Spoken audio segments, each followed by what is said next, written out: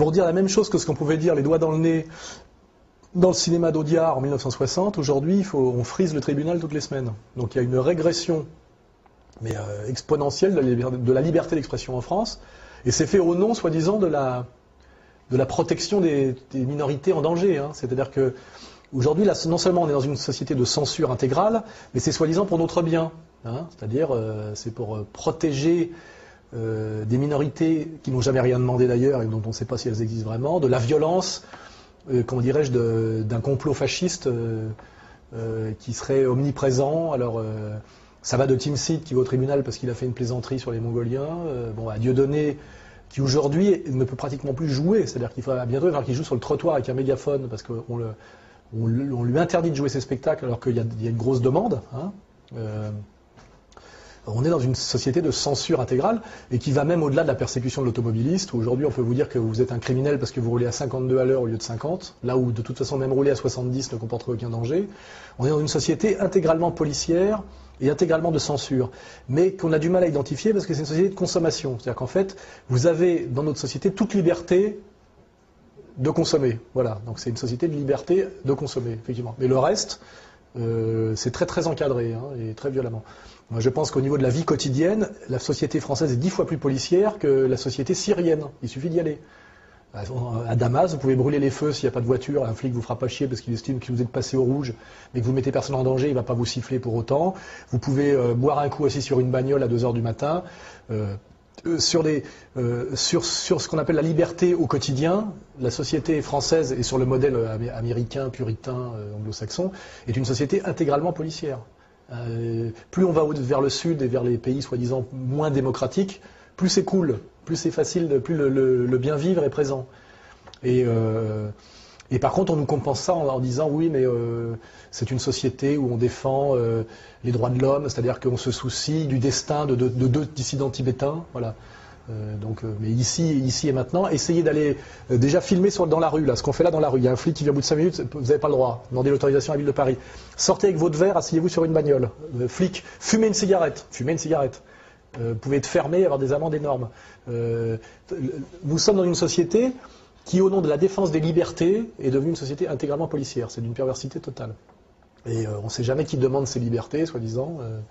Mais par contre, on voit bien que c'est une société d'interdit, société de judiciarisation, vous pouvez aller au tribunal pour n'importe quoi, société d'amende, de persécution économique.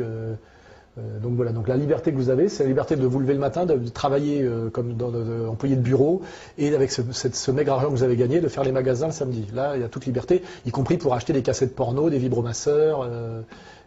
Voilà, la liberté de la transgression sexuelle est en revanche parfaitement autorisée dans la mesure où elle débouche sur de la consommation, et d'ailleurs et pas sur la sexualité réelle, parce que essayer d'appliquer la liberté sexuelle dans le monde réel, c'est-à-dire en allant aborder une femme ou en proposant une partouze à la sortie de la messe, vous allez voir un peu ce qui vous arrive. Il faut retrouver directement au tribunal et en prison, quoi.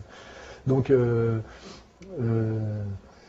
liberté d'expression, zéro. Mais au lieu de dire que c'est une société totalitaire, de domination, etc., c'est présenté au nom de la liberté pour le bien-être et soi-disant à la demande des citoyens, ce qui est totalement faux. Hein. C'est que des lobbies communautaires. Donc on est une société de policière incroyablement plus perverse et plus subtile que ce qu'était la société policière, par exemple, en URSS. En URSS, on voyait un mec qui lisait un prompteur avec un uniforme, avec marqué Pravda derrière, tout le monde savait que c'était du bidon, et toute la vie se passait ailleurs. Ici, comme c'est une hôtesse blonde qui joue les féministes et qu'elle a l'armichette avec un badge du Dalai Lama et un petit truc pour la journée de solidarité avec les gays, ça demande plus de culture de comprendre que ça revient au même. Ce qui veut dire que la société de propagande est finalement plus une société de liberté que la société de communication, parce que la propagande, c'est très vite identifiable. Et donc on sait, on éteint la télé, on fait autre chose, voilà. Alors que là, pour décrypter le mensonge dans ce qu'on appelle la communication, la transparence, les droits de l'homme, etc., ça demande une culture politique infiniment supérieure. Et la majorité des gens souffrent au quotidien, parce qu'ils sont quand même judiciarisés, pénalisés, enfin ils se sortent des PV, des injonctions, des menaces. Simplement quand on veut louer un appartement même, etc., il faut montrer des feuilles de salaire, des trucs d'assurance, des machins. Quand on a un truc, il faut voir s'il n'y a pas des termites, des trucs, enfin des réglementations infiniment plus contraignantes que dans aucun pays totalitaire qui a existé. Hein. Et tout ça étant pas totalement identifié, les gens sont dans une espèce de souffrance. Ils disent c'est marrant, je suis dans une société de liberté totale et je souffre terriblement. Donc il y a une vraie névrose de la non-prise de conscience d'une société en réalité totalement policière. Donc ça crée une souffrance qui est typique de la souffrance du mal non identifié. Hein. Les gens ne savent pas pourquoi ils sont si malheureux en disant c'est bizarre, je suis dans le paradis occidental de consommation, je devrais être totalement heureux, je souffre terriblement.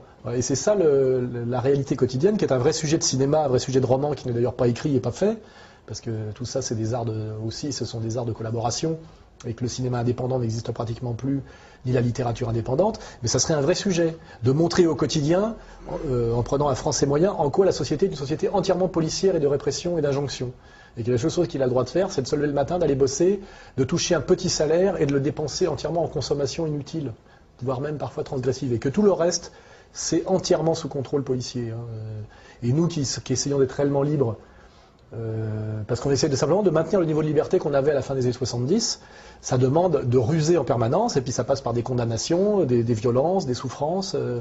Il faut être terriblement rusé et organisé pour vivre au niveau de liberté, au niveau de liberté de la liberté des années 70. Hein, ça c'est une certitude pour moi. L'exemple que nous donnent les banlieues, c'est qu'on n'a aucun mérite à respecter la loi. Parce qu'en fait, aujourd'hui, quand vous parlez avec un policier, il vous dit c'est tellement difficile de faire payer un voyou de banlieue qu'on préfère s'acharner sur le français moyen, que lui on peut racketter impunément parce qu'il est solvable et qu'il ne fuit pas. Moi j'ai déjà des policiers qui m'ont dit ça. Ils m'ont dit de toute façon on vous contrôle, on vous met une amende parce que vous vous arrêtez. Les mecs en scooter sans casque on les siffle même plus parce que de toute façon ils s'arrêtent pas. Donc on ne s'humilie même pas à essayer de les attraper. Il y a aujourd'hui dans le système policier en plus un système policier qui se tourne vers les classes moyennes blanches, françaises, voilà, c'est-à-dire qu'on va racketter ceux qui sont facilement rackettables. Et les délinquants, on n'y touche pas, parce que c'est trop de boulot, c'est trop dangereux. Donc on a une société policière qui en plus s'acharne sur les gens qui n'ont rien à se reprocher, sur les gens qui respectent la loi. Parce que choper un PV parce que vous avez roulé à 52 avec une voiture au lieu de 50 sur la voie express à 2h30 du matin, ça s'appelle du racket. Hein. Voilà. Et pendant ce temps, effectivement, il y a des types qui font des rodéos avec des voitures volées en banlieue.